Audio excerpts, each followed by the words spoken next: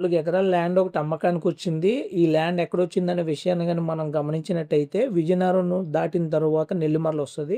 నెల్లిమర్ల దాటిన తర్వాత గుర్లొస్తది. గుర్ల దాటిన తర్వాత ఒక 4 ఎకరాల ల్యాండ్ ఒకటి అమ్మకానికొచ్చింది. ఈ రోడ్‌లో ఇప్పుడు ఎస్హెచ్-6 ఏదైతే ఉందో స్టేట్ హైవేని ఆనుకోని ఉందండి ఈ ల్యాండు.